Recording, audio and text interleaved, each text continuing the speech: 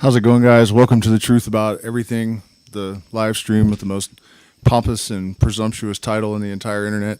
But it's not untrue. I've been thinking a lot lately about what I've learned, over the span of my entire life, but more specifically in the last couple of years since I've been doing this channel. And a lot of you guys have been there with me through the entire process, kind of watching me sift through all of this research and experience that I've had trying to uncover the great secrets of the universe and, trying to find the Philosopher's Stone and eat it, I guess. I think I've really surprised myself with the things that I've uncovered, and I'm really feeling motivated to try to consolidate all of that experience and that journey and make something substantial from it. And part of the reason for that is that I'm increasingly aware of the necessity for some kind of movement. I feel like, the free-thinking people, especially those that are on the wavelength that I'm on, for me, to network and organize and to try to make a coherent movement. I feel like I don't see it happening out there, and it bothers me quite a lot. The information monopoly that Google has is pretty scary, and it's getting worse. The algorithm has definitely gotten pickier in terms of, it's not just that certain problem creators are shadow banned and, tracked across different devices and all of that sort of stuff. It seems to me that it's actually picking up on specific words now and deprioritizing that content much more than it did when I started. It could just be that I'm red flagged, but that's my observation. And by the way, because of that, definitely, no matter what, don't follow me on Rumble. That would be terrible. Rumble is a terrible place. No one should ever go there. People are allowed to say whatever they want, and you definitely should not go there and follow me. You can find the link in the community page. I really, would like to have the muzzle off so that I could really truly speak my mind. The fact that I cannot do that on a platform that is based in San Francisco, California, is almost hard to believe. I guess in light of the things that have happened since 9/11, it's not that hard to believe, but still, I think I'm probably part of the last generation that really believed that people in the United States were free from, not undue persecution. I mean, I always knew that the drug war was about controlling consciousness. It was about controlling freedom. It was about controlling people. It was not about keeping anyone safe and all of that, I mean, that was a side effect of controlling methamphetamine and crack and that sort of thing. But certainly, psychedelics and marijuana in particular were a way for the Vanguard, State Street, BlackRock, and their predecessors to control the opposition. But, I never thought that I would have my livelihood slashed over free speech issues, for example. That's something that I never would have thought would happen in the United States. So, that's the first order of business is, and this is nothing new for this channel, but, I promised to deliver the most important video on the internet, and I'm actually going to do that in regards to the things that I'm going to talk about. Because what I'm going to tell you is the absolute truth, or at least part of the absolute truth, about two of the most important things in our universe. I should have probably started with that that line, but it's true. And this one, if you're watching me right now, you probably already know it. But just in case you don't, I'm going to reiterate this because I know people are really having a lot of trouble with it. There's so much cognitive dissonance around the idea of presidents and political parties and all of that, that, people will tell me, I'll say, it's completely rigged, right? It's absolutely fake. Both sides of the aisle controlled by the same people. Look at BlackRock and Vanguard State Street owning 85% of the Standard & Poor 500 companies. You know what I mean?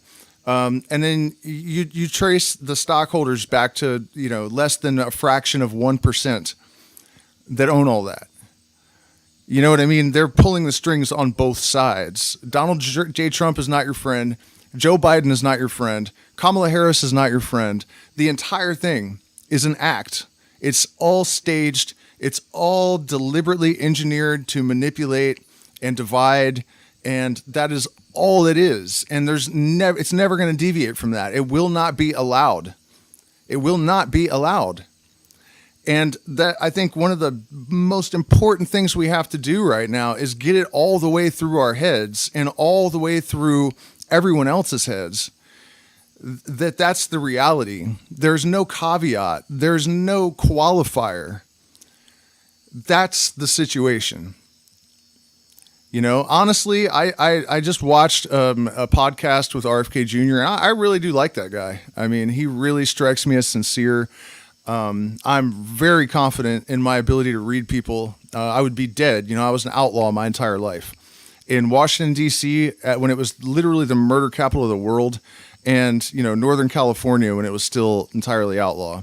I mean, my instincts about that sort of thing are, I haven't been wrong ever that I can tell, So, I understand he's an establishment guy and all that, but it really does seem to me like they killed his family and he wants to take them down. He's not going to be able to.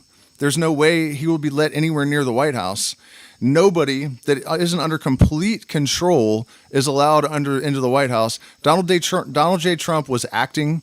This was a role he was playing to create the division and to create the chaos to justify their move towards a new world order. And it's insane for me to watch how difficult it is for people to come to terms with the fact that there is never going to be a savior or a hero coming from any political party and getting into the White House. People just have to stop clinging to this antiquated, obviously false notion. It's not real. It's never going to be real. It's not going to change. You're not going to vote someone into the White House that is going to, you know what I mean? It's not real. It probably never was intended to be real. And that is one of the most important things that we can possibly understand during our lifetime, in the present moment. People need to stop clinging to, beliefs that are just obviously false. And none of those people are what their supporters believe them to be. It's mind-blowing to me that I even have anyone that needs to hear that out there in the world, that people don't know this already. And we are in a very unique position. I mean, I know a lot of times when I talk about these things, it sounds like a lot of pessimism. And I have to admit, my biggest battle right now is battling, I guess it's cynicism or just becoming jaded to the point where I just don't see any reason, to try, because the machine that we're up against is so great and it's so powerful, and it's integrated into our brains practically. We have our phones in our faces all the time, and they're monitoring everything. As soon as anyone does organize or do anything, it would be very easy for them to charge that group under the Patriot Act, even if they really haven't done anything wrong. And I don't think people take this seriously enough, but the United States government no longer has to justify itself. And they haven't for a long time. They don't have to file charges. You don't get a lawyer. You don't get a phone call, nothing. All they have to do is claim that you were a dissident that was a potential threat. And then they can throw you in Guantanamo Bay and throw away the key, and no one will ever know what happened to you.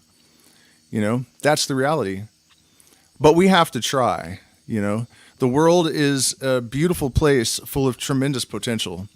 And it is basically a relatively small group of misguided people that have misdirected the, you know, consciousness and the development of the human race from a trajectory that, you know, should have been so much more amazing than it has been, with so much less suffering and so much more joy and discovery and opportunity, more equally distributed, you know.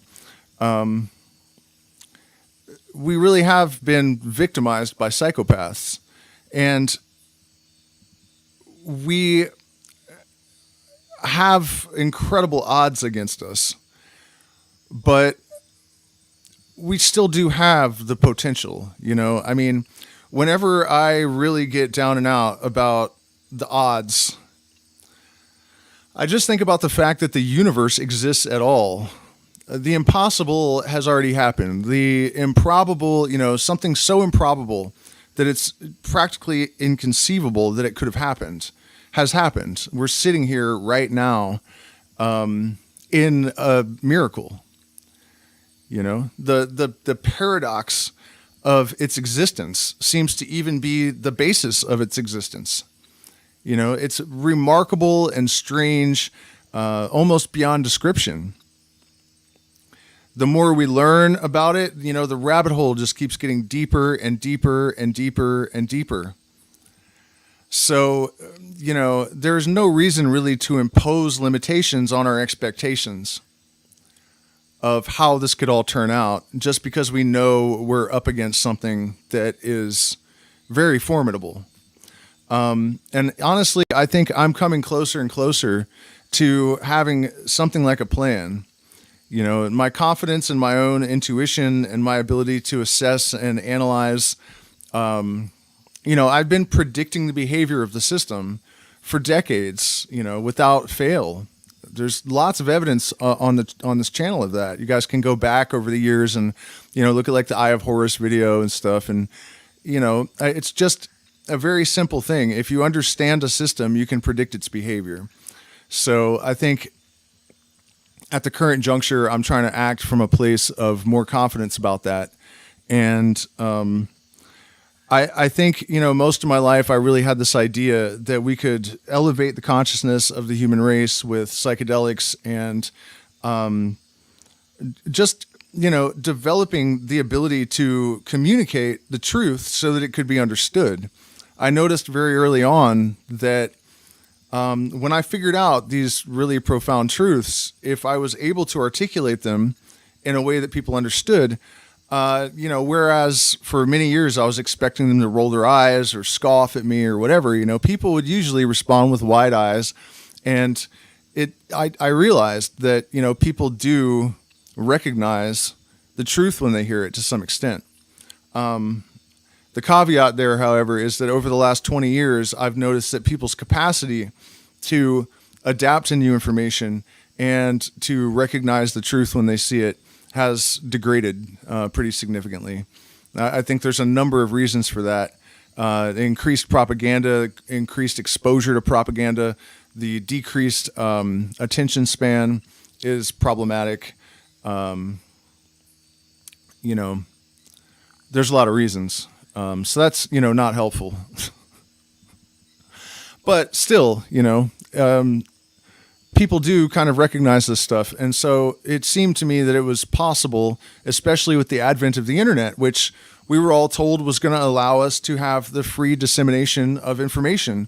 And it was going to empower the human race. And even the poor kids would get to be smart, you know, in the future. And you know what I mean? All this stuff. And now it's turning out that that's not really what it's for. it's being used against people more than it's being used by people, I think. And a lot of that responsibility lies with us. I mean, we choose what we do, you know. But when I go online, if I just flip through TikTok or whatever, it is overwhelmingly dumb as hell. I mean, just incredibly mindless, stupid. It's, you know, you guys have been there, I'm sure.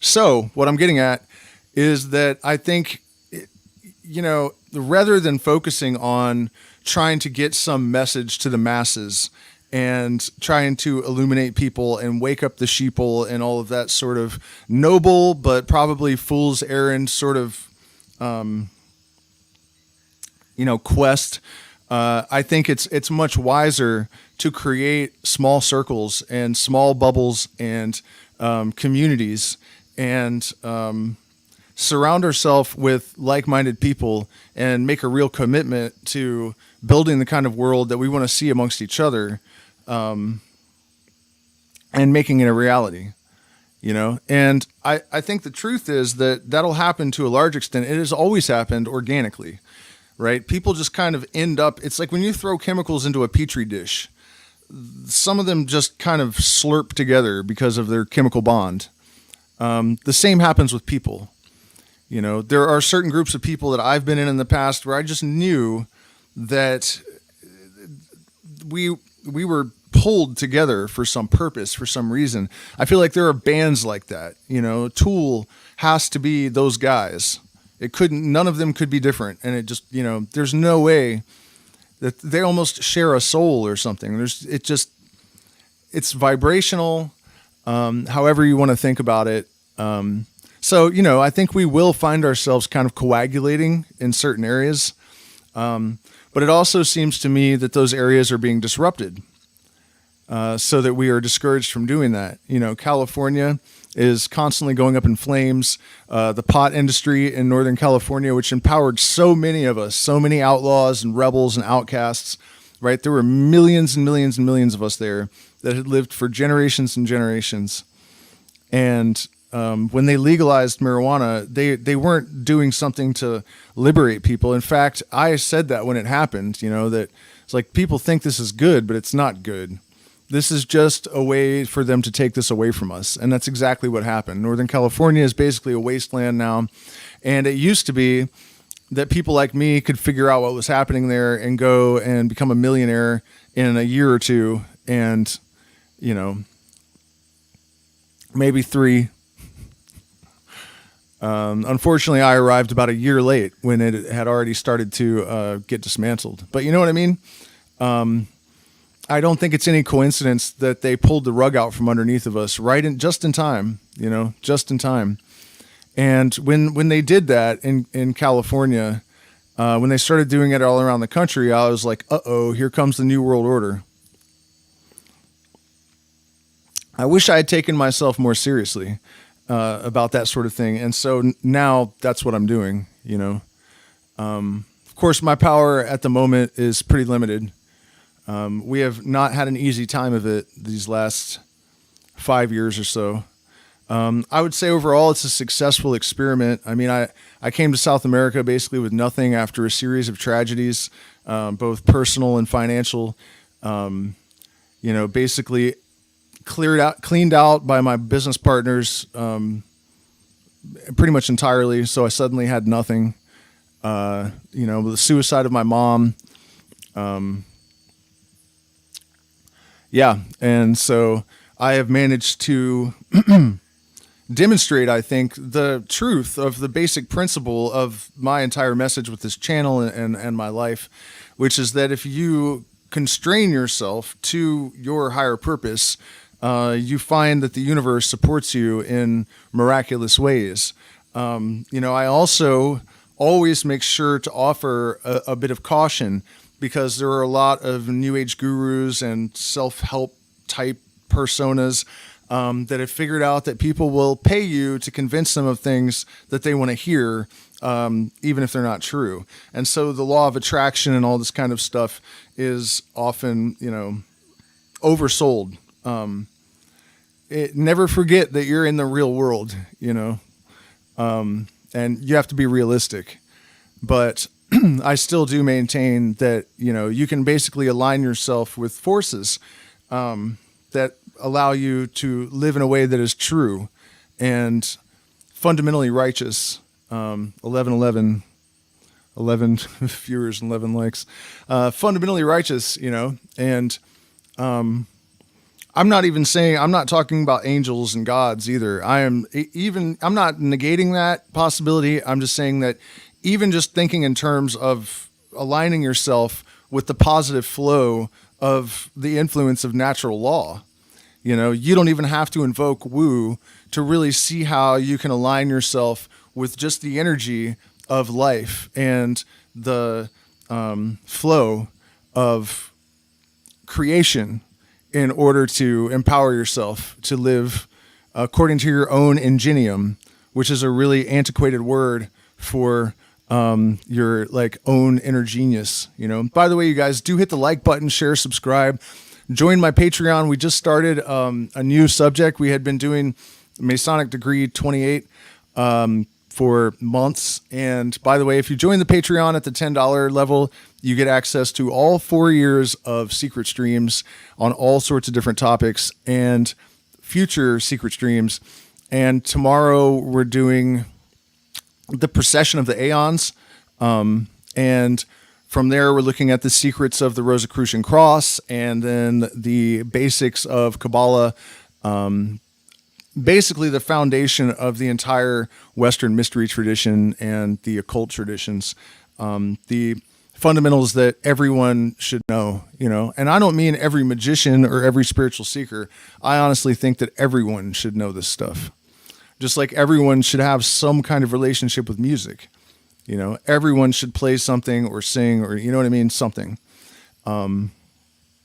This kind of knowledge should be part of our regular curriculum.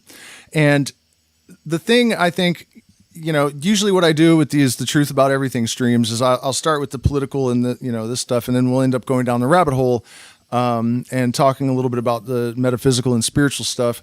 And that's kind of where I'm heading at the moment. Because I just want to point something out, that, that kind of approach to spirituality and metaphysics and ontology, I guess, does not require faith. And there is demonstrable proof of the tenets of it and the ideas. Otherwise, they are disregarded. And, that we started out talking about how this belief in a farce political system is one of the two greatest evils on earth. The other one is religion, institutionalized religions. And their basic function, what they're designed to do, is to interrupt spiritual development and cause it to cease completely. And worse than that, really, the idea that you can put your sins on some, zombie, and then you don't have to do any work on yourself and you'll just go to heaven just because you have faith for absolutely no reason in one of the hundreds of different, you know what I mean? I think it's really easy to underestimate how damaging this stuff really is, because it's kind of has this veneer of morality. So people say, well, he told you to love your brother and stuff. And it's like, well, that's just common sense. You know what I mean? That's not symptomatic of some great spiritual knowledge. That's just basic morality. It doesn't justify the lunacy that comes with it. And so that's the other thing, that religion is still here. And the reality, I think, the more I study the mysteries and look back at the secrets of antiquity, while keeping my other eye on physics, the more it's becoming clear that we do know what we're talking about. And we have for thousands of years. The mystery schools, there's a reason why some of them are so powerful. It is a profound and true understanding of the wiring under the board, the fundamental mechanisms of the reality that we live in, And I think I mentioned this in the last light stream, but a great example of that is the light and the photon, right? We are constantly referencing in all these religious systems the light and this place of unchanging perfection that is light, right? But it's important to note that it's like there's nothing there, it's unchanging, and it's light.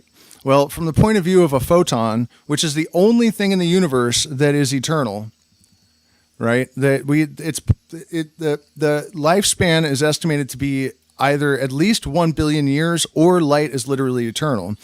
And the default answer is eternal, because there is no time at the speed of light. There's no mass, there's no space at the speed of light. So from the perspective of the photon, it is one eternal moment that is empty and full at the same time.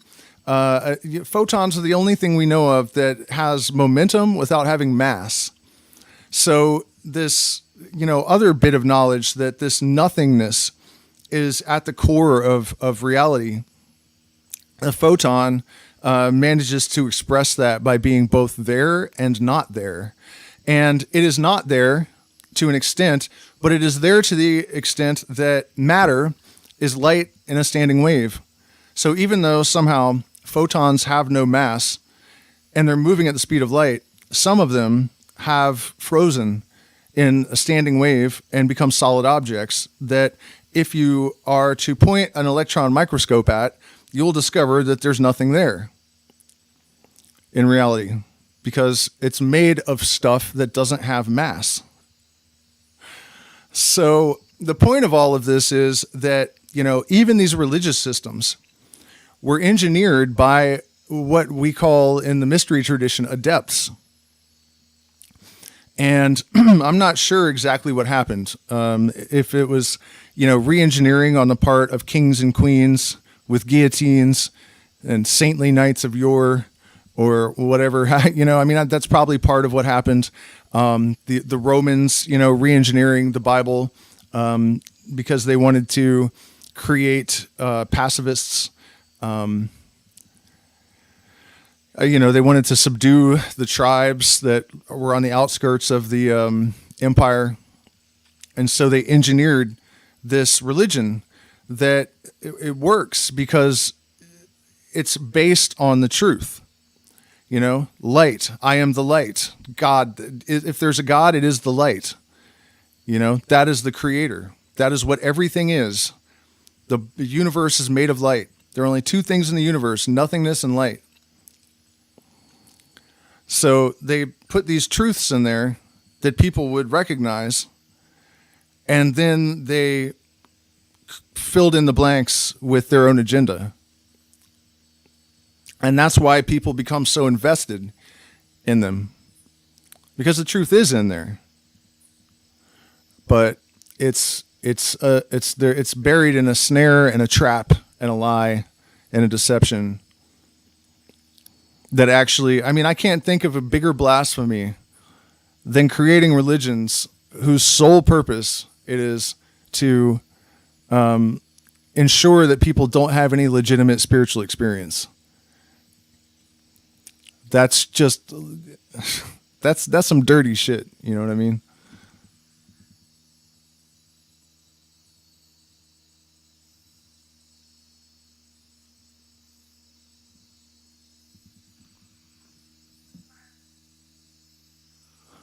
Sorry, just trying to catch up with the chat a little bit. Yeah, and I probably should have put my Rumble link somewhere so you guys can, I really hope you guys all do that. I feel like, we have to commit to this rebellion. And one of the ways we have to do that is to ensure that we have some way of freely communicating. You guys don't really know what I would say if I could, because I haven't been able to say any of it. I did for a while, and now, like my last video, I think the production quality was probably the best that I've ever done. And it had like almost 100% watch time and 50 likes at 200 views, which is insanely high. And it just died at like 250 or 270 or something. You know what I mean? It doesn't matter what I do. I even went around and looked at Dakota of Earth's numbers and stuff, and I have my like to view ratio is like 5 or 6 times as high. So you know, they really are suppressing people that speak the truth. It's definitely not paranoia. It's not, you know, me overvaluing my content or something. You know what I mean? It's definitely reality that they are suppressing stuff that they don't like. And as I was saying earlier, I think the algorithm has been adapted recently. In fact, they had said that they did in September. And that's when I started to really notice that certain words and subjects and stuff were getting like single digit views. No, double digit. Sorry. Like 25, 30 views in 24 hours on a channel with 9,000 subs with 10%. You know what I mean? Like, it's completely crazy. So the only thing we can do is move. You know, we have to actually take action on this. And eventually I need to stop using everything but YouTube, Mr. Algo. You know what I mean? So, you know, we need cooperation from people to make that happen, because that's the first thing that we have to take care of. We have to be able to communicate freely and openly, and without fear. You know, they have legitimately hurt me. It's not a joke. I mean, this channel is my, you know, marketing. It's my only line of communication with the outside world. I'm in the middle of the Amazon jungle. You know, I mean, my neighbors are so isolated that they speak Spanish with a Quechua accent. You know what I mean? It sounds like they're speaking Quechua. So, you know, when they suppress my content and limit my ability to reach people, you know, they've really affected us. And for what? You know, what do? I try to tell people how to use psychedelics to improve their lives and how to enter into flow state, and encourage people to read, you know, to not be intellectually lazy and read James Joyce and Timothy Leary, and, you know, to be skeptical and think critically. You know, that's what I'm in trouble for. That's what I've been punished for. That's why I can get 50% likes and 100% watch time and still only get 150 views. You know, that makes sense, right? So we just have to build momentum in a meaningful direction, and we have to do it very quickly, with wisdom and determination and resolution. And, you know, it's worth it. The end game is worth it. No matter how dark and abysmal it may seem, daunting, you know, there's always the possibility of some incredibly improbable and delightful surprise. You never know, you know. So, I mean, I could be wrong about the democracy in the United States. Maybe I'm wrong. Maybe it is real. Maybe RFK Jr. will get in there and actually, you know, be a human being, an intelligent one. You know, listening to him talk with Theo Von today, I've definitely never in my life have I seen anyone of that stature that unaffected and open, and highly intelligent, obviously very, very intelligent. It's really remarkable. I never thought I would see that, you know, a presidential candidate. I've heard him speak positively about ayahuasca. You know, he really, when he brought up ayahuasca too, he really knew a lot about LSD. He knew about the 13th step in NA and AA, that originally LSD was going to be the 13th step. And that's why the founders of AA split, because the one guy didn't like it and fought him. And the guy said, okay, well, if you're not going to integrate psychedelics, I don't want anything to do with this, because that was supposed to be the point of it from the beginning. And he was right. You know, it turns out that a single dose of psilocybin is 85% more likely to help someone with addiction than NA or AA. 85% higher. it used to blow my mind sitting in there because, I was on parole at one point. I had to go. That's a condition of parole. And, they would go around the room and everyone would say, like, it's my 8th trip through prison and now I'm in AA for the 20th time. And if you work it, it works. And I was always just thinking, what is your fucking definition of works exactly? What is working to you? Like, how all of you guys say this, every single one of you.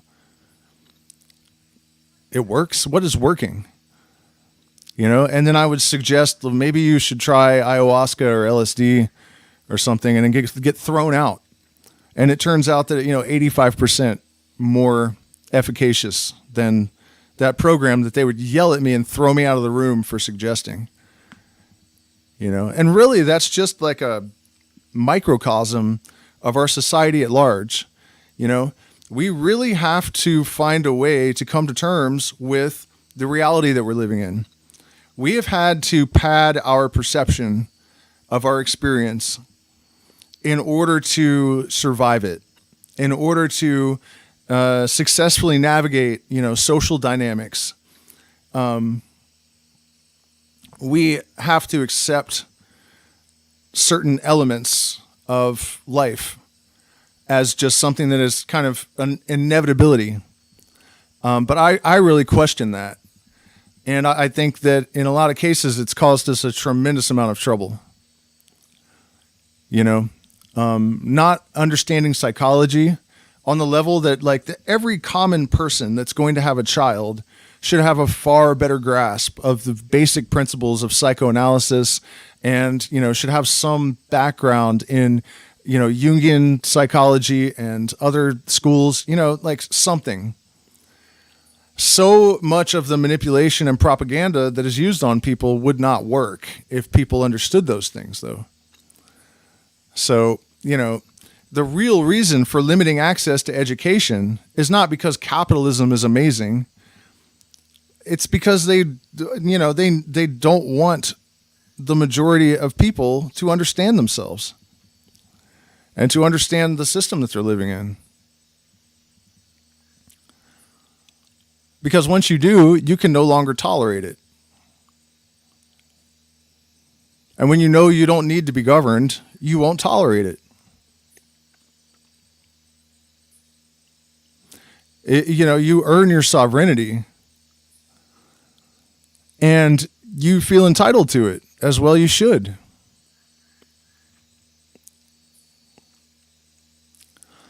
And so, this social engineering that we've all had to endure has created a lot of really unfortunate circumstances.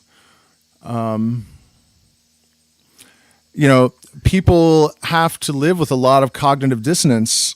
I was thinking, I think yesterday about how, a lot of people, like if you go into a business deal, the other person is in it for their advantage. They're trying to get, minimize your gains and maximize theirs without actually, unless they're unethical. But even in an ethical situation, this is considered normal. You're taking as much as you possibly can and get away with it. And the guy that doesn't do that and tries to be equitable, people literally call you an idiot and like scoff and roll their eyes at you. You're a moron if you're not, all about yourself and your own gains. And, and it's remarkable to me that we have so many people that know that that's how their neighbors are, that that's how they are, that's how they've taught their kids to be. And they really think that the people in Washington wouldn't do that when it comes to some insane conspiracy or, some atrocity or betrayal. Even though they know that the higher up the ladder you go, whether you're talking about, the corporate ladder or the political ladder, the higher and higher and higher and higher is the percentage of psychopaths. It's impossible for me to really understand how it is that people can live with such obviously false beliefs. Something else that I really didn't want to bring up, but I feel like I should anyways. I mean, it cost me a patron. By the way, you guys, become a patron. We really need the support. I just spent $300 getting our camera repaired. The camera is just for this channel, and I'm demonetized. So if I don't make money I'm just paying to do this for you guys, basically. So please do support us. Really appreciate it. I think every single person watching this will benefit from the series of secret streams that I'm about to do. Pretty confident about that. But where was I going with this? Oh, yeah. All right. So, and you have to remember, I don't care about Russell Brand. I'm only using this as an example of the kind of psychology that we need to recognize and neutralize. Recognize, neutralize. Recognize, neutralize. Interacting, processing.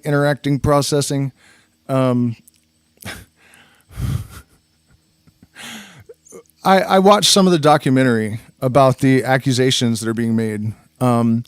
And I've seen a lot of people online saying, these are just people are just jumping to conclusions. They're just, people saying stuff. Not true at all. There's video evidence. Go watch the documentary. He's horrible. He's horrible. He's on camera just being an absolutely, obviously demented sexual predator on camera. Just a few years ago, and it wasn't while he was on drugs. People keep saying that. That behavior was back when he was doing cocaine and all that stuff. And you know what? That might even actually be a viable excuse to an extent. It doesn't make it right, but, I did a lot of drugs when I was younger. I understand what they can do to your libido. I normally have almost no sex drive, honestly. But, I remember doing cocaine and stuff, and, that was totally different. I understand what it does, I get it. Even some coca leaves and a shot of the Quichua moonshine will turn me into a normal person in that regard, I guess, So I get it, but this was all after that. He was already clean. And what bugs me about it so much, I guess, is that I was raised by a narcissist. And so I can see it a mile away, all I had to do is take a glance at that guy. And people have to understand that you are humans with a psyche, and there are mechanisms, and it's just it has functionality that applies to you. You don't want to think about yourself as this bio robot. I don't think people. Maybe this is one of the reasons people don't study psychology a lot. People don't want to think about themselves this way. But one of the reasons people will defend people that turn out to be really awful after they have already invested in liking them is that they have what's called anchoring bias. So this is the real reason that first impressions are so important. You create that anchor in the perception of a person, however they feel about you at first. And then if something changes, that's why you can see people turn devious on people, and it's like they can't even see it for months and years until something really overtly fucked up happens. And then finally they're like, oh, all right, okay. That's what's going on with this guy, you guys. I had no doubt, but after watching that documentary, there's no question that these things happened. And I don't care what anyone says. You're not that level of predator narcissist. And then suddenly I'm all better now. I was a scumbag, but I'm all better now. It's not real. He's an actor. He figured out how to act real cute and charming and charismatic, and he won everyone over. And I'm sorry, I would love for us to have someone in that high of a position with a huge platform to wake people up. I have no reason I would support him with everything I had if this wasn't undeniably true, So, I don't know. I feel obligated to point that out because it's just really important that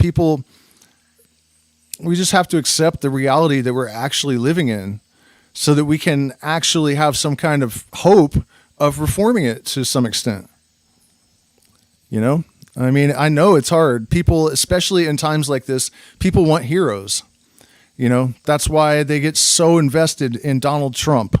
Or, you know, I don't know if anyone's invested in Joe Biden at all. I mean, I don't even understand what happened there exactly. I guess it's really just a testament to how brainwashed the American public really is and how automatic people are. You know, this idea of non-player characters, that is far more real than I think most people are comfortable accepting. You know, the overwhelming majority of people are more or less automata. It's just subconscious programming directing 99% of everything they do. And that's not just my opinion, you know, that's what the science tells us. And, you know, my life really has been about bringing that relationship of subconscious and conscious mind into homeostasis, into a greater degree of balance. And I think that's what awakened people really are. You know, it's really all about metacognition. And it's like, if you see the influences and the programming, it sort of deactivates it. Just the awareness that it's there is enough to resolve it to an extent. Not necessarily entirely. That takes a tremendous amount of work and dedication and, you know, relentless vigilance in order to really truly transcend lifelong habits and lifelong patterns, especially when they have been engendered into your being by a $1 trillion propaganda machine. And, you know, I think people really underestimate the people at the top of the pyramid, you know, the true eye in the triangle. They put these bumbling clowns in the White House so that there's kind of a perception of just bumbling bureaucracy and these old men that are just kind of out of touch with reality. But, you know, that is actually one of the greatest pieces of evidence that none of it's real as far as the political charade. Politics in the United States is the entertainment division of the military industrial complex. They're clowns for you to alternately worship and then throw eggs at or whatever, you know.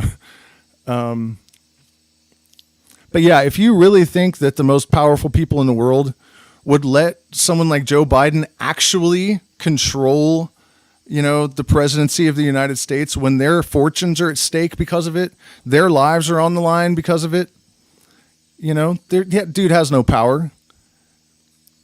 None of them do at all. They would not allow that. It's just ridiculous.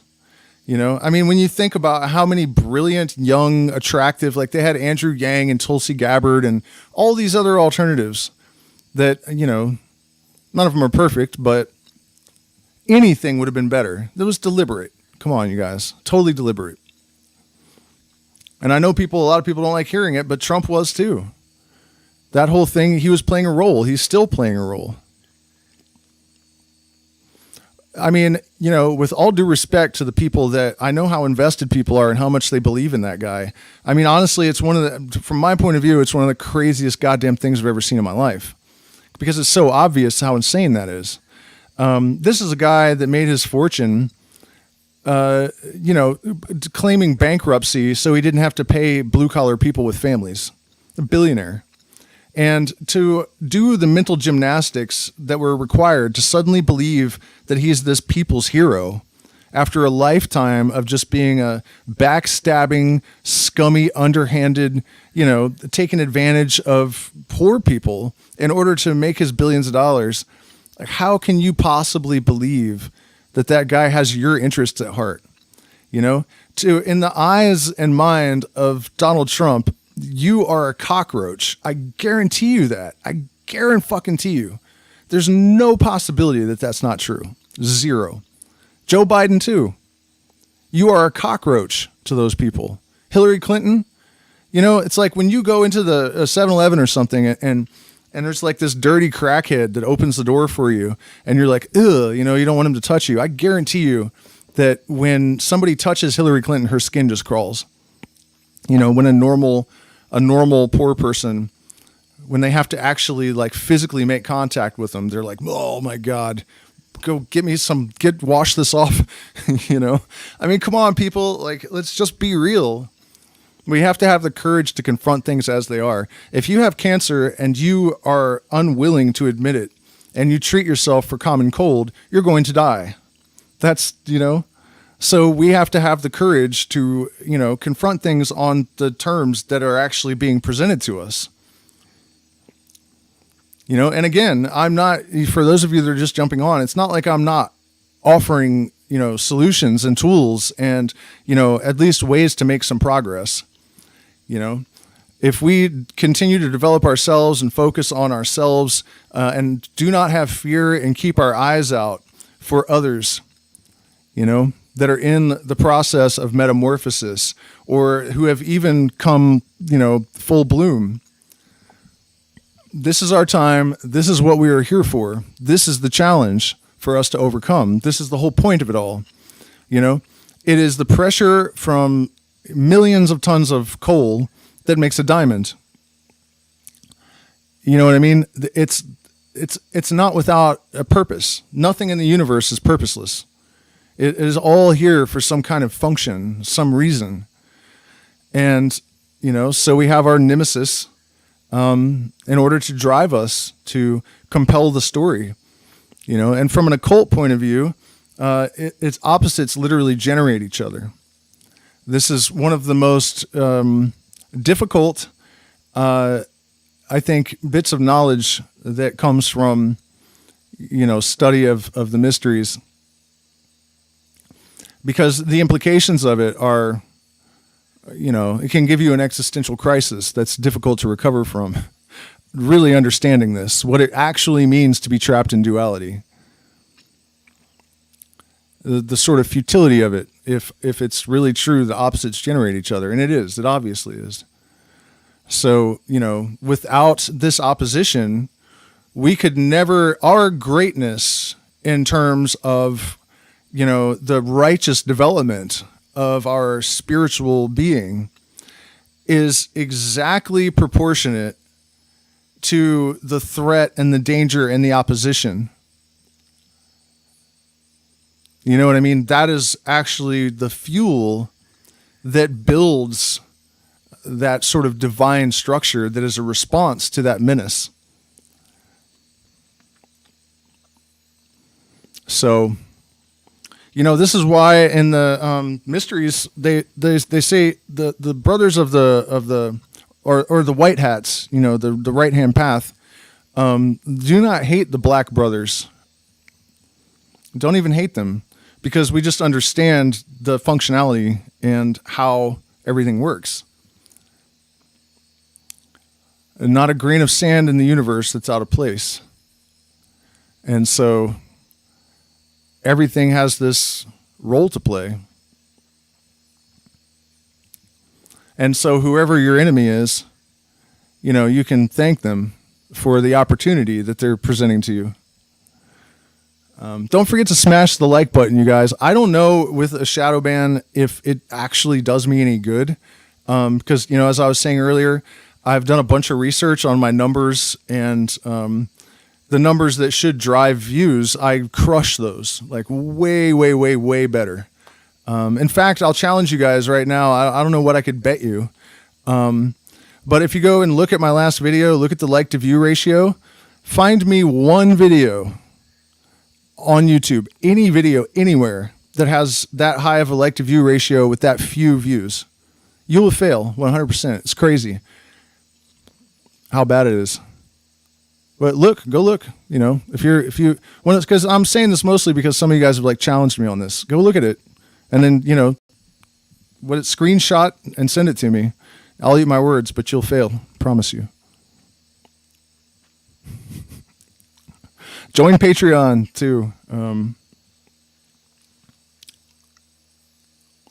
We all need momentum.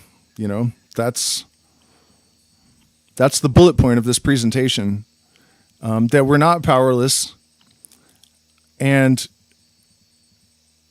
we may have help on the way that we can't see yet. I have good reason to believe that there are surprises just around the corner of a manner and magnitude that will surprise a lot of people.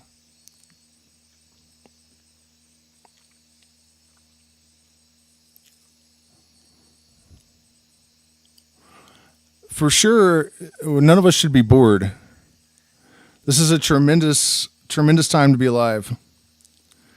But we have to put extra effort into restraining our fears and accelerating our path to wisdom and righteousness and right action, and really taking responsibility for that constant metacognition.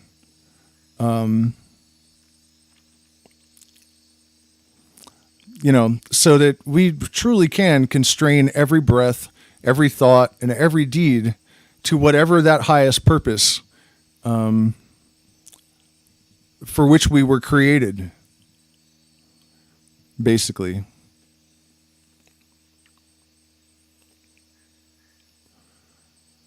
It's not a bad job, You are here to satisfy your highest potential, to realize that,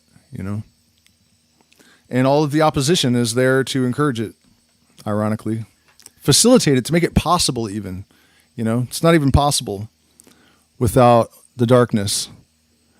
There is no light. But if you take a handful of light into a darkened room, it dispenses of the darkness.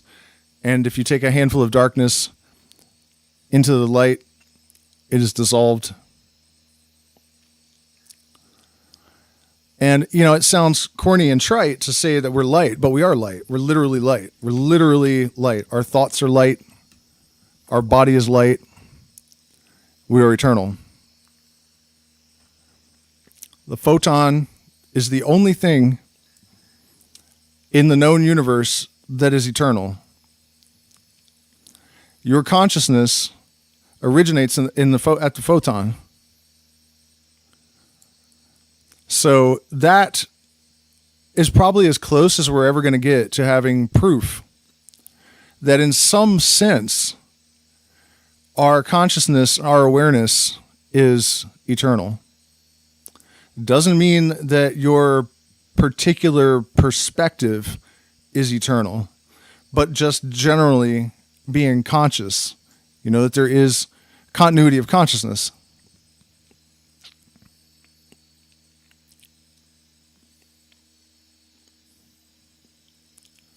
It's near certainty. So what have you to fear? I mean, do you have any idea how fast this is all happening? How fast is your life going by? So there's no reason not to have anything but unadulterated courage and inspiration. When I see people get trapped in the mundane, I kind of wonder how they do it, because from my point of view, all it takes is to remember, look around, look at your hand, the absolute ludicrousness of existence. The impossible has happened. We are living in this completely ridiculous, impossible miracle. So how can you forget that when you're confronted with it every day, all day? So it should be easy to remain connected and to stay inspired if you just remember that one simple fact.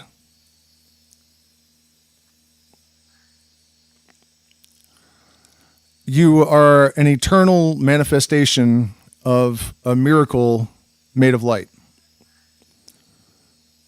That's what's happening. That's what's always happening. There's a lot of interesting questions, what that arise from that. If there's no time or space for the photon, then how is there time for us if we're made of light? I mean, very paradoxical.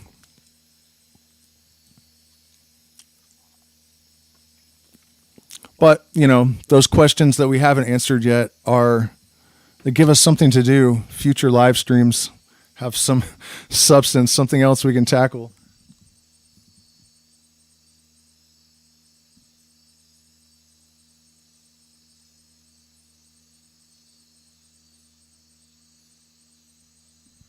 Yeah, and don't forget, I also have a Discord. We can all network in there. And, again, the Rumble thing, man, got to get that done because I really have a lot to say that I can't. My tongue is tied on YouTube. A lot of it everyone's already heard, but it's going to be nice for me to just be able to finally say what I actually think without fear, which is crazy, man. That's supposed to be China or Russia or something, not a US based platform. We really need to take responsibility for subverting, for reorienting the trajectory of this machine. We have the tools. I don't know if we have the time. That's my one honest concern, is that this all seems to be happening very, very quickly. Availing ourselves of AI, if you can't beat them, join them. If I was you guys, I would really keep up with, how to use AI to make money. I think there's going to be a lot of hacks, and there's going to be two classes of people. I'm going to tell you guys something that is incredibly important right now. And believe this. This is the truth. 100% the truth. Your future, 100%, no question about it, within a very short period of time, you are either going to have to die or you're going to be on UBI. There is no other option. That's one of the things that I realized watching Klaus Schwab and the World Economic Forum, those guys talking. And it turns out that what they say conspiracy theorists do, where they cut out the scariest stuff and take it out of context, and they're like, look how evil they are. It's totally true. It turns out that I still don't like them, but it's nothing like people present in those videos. They're basically saying what is inevitable, not what they, it's not about wanting stuff. The Klaus Schwab guy is a little bit scarier, but the Noel Harari guy, whatever, like I said, I don't like him. But he's not saying like, this is what we want to do. He's saying because of AI and the technology and the robots, this is what's going to happen whether anyone likes it or not. Nothing is going to stop it. And he's correct about that. The robots they have robot policemen in New York. I have friends that are like plumbers and whatnot, and they were convinced that their jobs are going to be safe, but they're not. The Apple just released a robot that has almost the same ambidexterity as a human. AI is doubling, not even doubling, way more. What did he say? Like Chat GPT 4 was like 5 or 10 times as smart as 3. And the next evolution is going to be like 100x, and then 1,000x, and then 5,000x. And right now it has an IQ of 150 about. But they're actually saying that it's going to reach into the thousands. There will be AI with IQs of 5,000. You think you have a job when there are robots that can do everything for free, and you cannot compete with an AI. No one can. No one has a job. No one does. You guys really need to think about this. This is not like, I'm not exaggerating. This is not like a potential possibility. 100%, the population is going to be drastically reduced, and everything's going to be automated. And there's not really going to be any workers. For what? So, there's nothing stopping it. There's nothing is going to stop it. And, I had this vision 20 years ago of all this. I've been talking about this whole population reduction and the reality, I mean, this is not difficult. People realized this in the 70s, that around now, they knew the time frame even, that 2020, 2040, there was going to be no need really for humans to do much of anything. What then? We're there. We're literally here in that. And we're just waiting any minute now to see exactly how that's going to manifest. And so that's why I'm, really encouraging all you guys, the way that I understand it, if you're intelligent enough, it's kind of like a eugenics thing, but it's based on your genetic value, I guess, how intelligent and creative and adaptable you are. If you can figure out what's coming and figure out how to navigate it, then you will be part of the little utopia that they're creating. It's not just for the elite. It isn't. But they're going to have to downsize tremendously. Why do you think World War III is brewing? What are they going to do with all these people? This is what we're looking at. This is not hard to understand. It really isn't hard to understand. And, I've noticed that people have a tendency to, like, if you understand something, some people think that you support it and they can't separate that for some reason. So, I'm just trying to make it clear that it's got nothing to do with how I feel about it. That's not relevant. It doesn't matter how I feel about it. It doesn't matter how you feel about it. But I don't think it necessarily means that all is lost. It just means that you have to, if you know the rules to the game, play. And that's just what's up. So, it has never been more important to stay ahead of the curve. Learn your AI prompts. Figure out how to automate a dozen faceless YouTube channels. There are people making $200,000 a month. I've been permanently banned from AdSense. So if I do anything monetized, I have to get somebody else to put it in their name or something, somebody I trust. But also, you guys, I am looking into this stuff, and I will keep you posted, especially my patrons. So, join my Patreon. Really, everyone should pay creators that they appreciate, because, I wouldn't go to a gig with a musician and not put a tip in the, you know what I mean? Spend hours of your time. People should get compensated for it. Especially at the end of the world, But it's true, that I think the people that do make it through this transition are going to have a very good life. And one of the things that weighs into all this is that life extension, not extinction, extension is here. It's not tomorrow. It's not adrenochrome. By the way, that's one of the dumbest conspiracy theories that ever was invented. I know all about adrenochrome, and it does nothing that the conspiracy theories about adrenochrome are literally almost as dumb as flat Earth. It's like right up there. It's not real. It's totally, totally, totally dumb. And totally unnecessary, because a year ago or so, they figured out how to reverse aging in the cells of eyes. And of course, it wasn't much of a stretch to figure out how to reverse aging in cells all over the body. And then a couple of months ago, a couple of scientists reversed a chemical process, but by 100,000 times. So that could be applied to aging mechanisms very easily. And then also we are able to hack the genome now. So, and there are other things that have happened that, within 5 to 10 years, the technology these treatments will be inexpensive enough that common people will be able to afford them. So what are you going to do with all this population then when people don't die anymore? So that's the inspiration. Get your shit together, make yourself viable to survive the transition and to thrive, make yourself worthy of the utopia.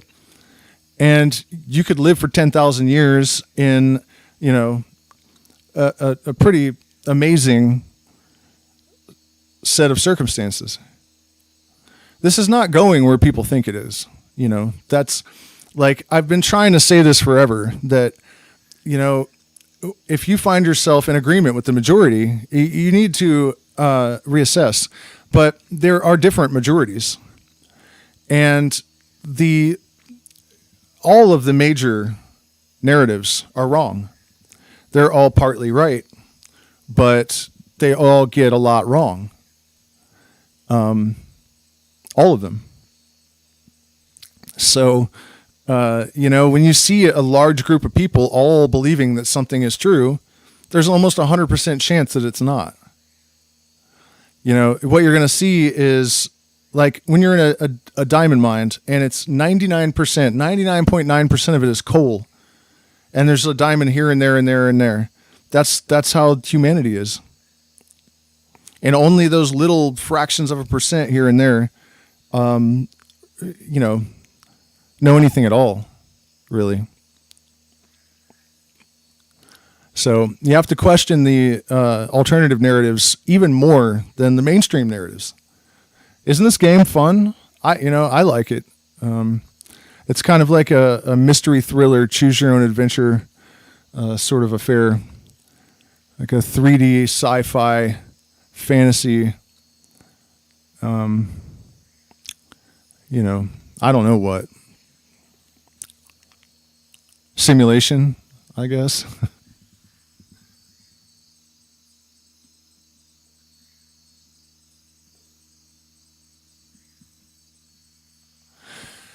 Yeah, I mean, it's going to be wild. It's going to be wild, but you guys, come on. This it's not. There's no way around the things that I'm saying. They're inevitable. This is not, theorizing. This is, just so obvious. I don't know how they're keeping it quiet, really. I think actually it's not that hard because people don't want to think about it. You know what I mean? People just do not want to have to come to terms with what is actually happening in the world right now. They're terrified. I think that's the wrong response. Fear is always a bad idea. I went through this process of initiations where I went outside at midnight every night, and I went through a different ordeal. And it was, the universe doing it. I don't know what in the hell was really behind this. But like the first night, I've never liked edges and climbing, so I climbed up this sheer cliff at midnight without hesitation, too. It was crazy, like no fear at all. And I just went right up it like a fucking mountain goat or something. And then the next night, I was walking along. I was in the desert in Colorado, and I almost stepped on a rattlesnake. And I had my dog with me, and my dog just lost his fucking mind when that snake's tails... I had a pit bull, and he just lost his shit, and I was I jumped, I swear to God, 20 feet in the air. I had no idea. It was crazy how far I jumped.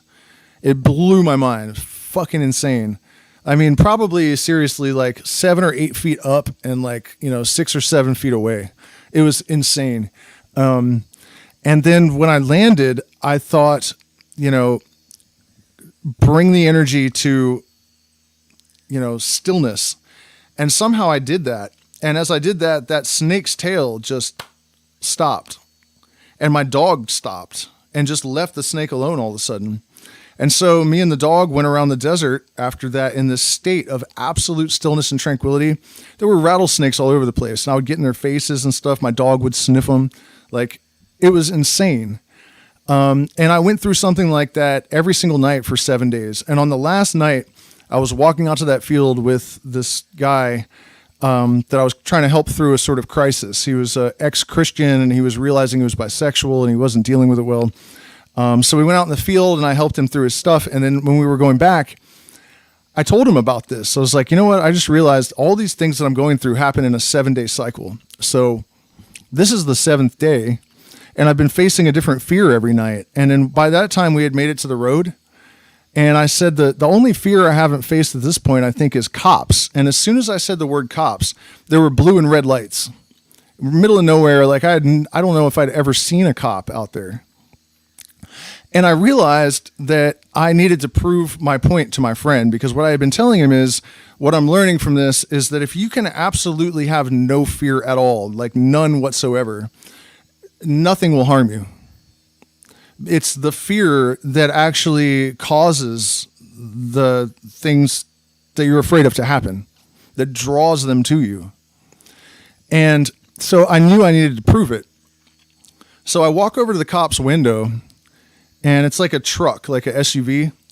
And I lean in the window, and he's like, "Are those your dogs?"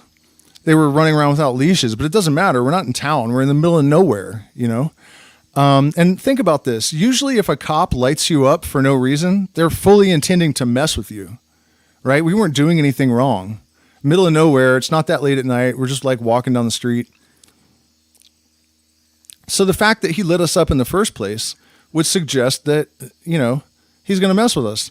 So I realized that I had to have absolutely no fear and just terrorize this cop to like the greatest extent I possibly could in order to demonstrate that what I was telling my friend was true.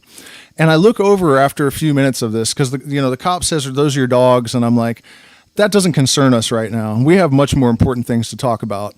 I'm high as fuck on DMT right now. And I wasn't. And this was 10 years ago or something, longer now, 12 years ago. I wasn't really, but I said that. And I was like, I have a bunch more in my pocket, and then that's my house down there, and I have more DMT there, and I also have way too many pot plants. Like I'm allowed to grow, 40 or something, but I have like 350. And the cop's like, "I don't care what you do in the privacy of your own home." And I said, "Well, I'm not in my home. I'm in the middle of the road." And he's like, "Well, I've never heard of DMT." And I was like, "Well, it's a felony. It doesn't matter if you've heard of it or not. You're a cop. It's a felony.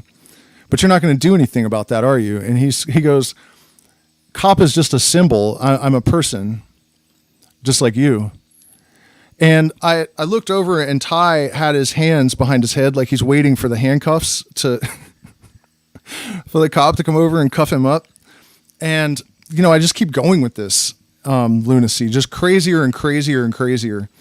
And at one point, I guess my friend, who I already accidentally said his name, Ty, it doesn't matter, he realized that I was succeeding at demonstrating this, don't fear and you can do anything thing.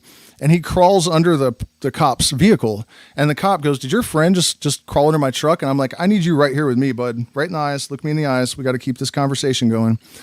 And he's like, "Am I free to go?"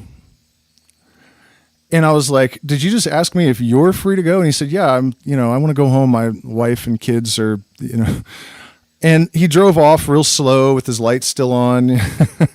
And I didn't do it justice, trust me. I mean, I was really on a roll.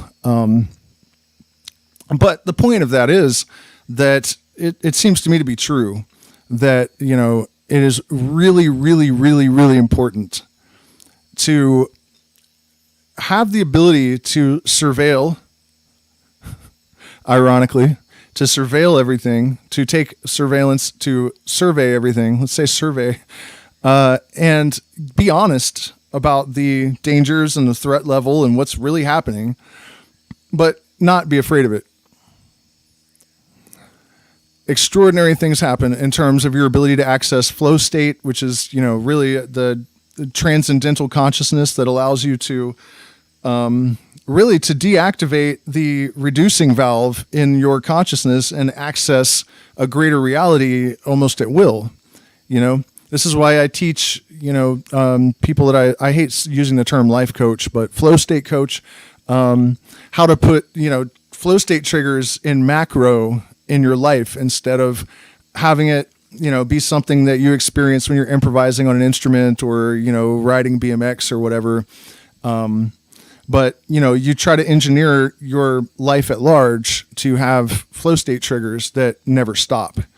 And so that combination of fearlessness and that connection with this transcendental mind really allows you to at least occasionally experience things that should be impossible and to lead a very gratifying life and quite possibly survive the New World Order and emerge in a nearly utopian society when the smoke clears and the dust settles and the mushroom clouds all blow away.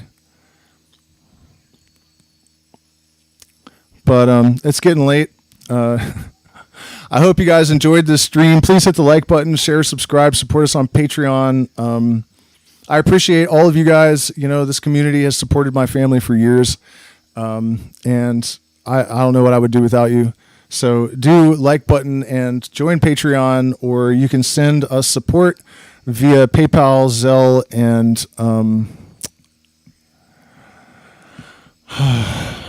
actually, let me. I forgot to put the just in case anyone's feeling inclined. I forgot to put the just in case anyone's feeling inclined. I forgot to put the just in case anyone's feeling inclined. I forgot to put the just in case anyone's feeling inclined. I forgot to put what the hell's just going in on? case anyone's feeling inclined. I forgot to. That was weird, right? Yeah, here, Zelle, PayPal, cryptocurrency, Cash App, all that stuff. Help me keep the show on the road, guys. I will see you again probably tomorrow. I'm going to finish the Outlaw Tales soon. Well, I'm not going to finish. It's going to be 3 parts. I've already done 1. And where we left off, I had just started slanging snow as a teenager in the murder capital of the world. And we were about to meet Ted Cruz and the Jamaican cartel. And then after that, we're going to Colorado for 10 years. So, yeah, don't miss the Outlaw Chronicles. It's a really wild story. Kind of glad that part of my life is over.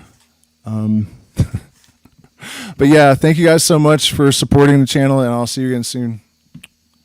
Man, just now there's 20 people.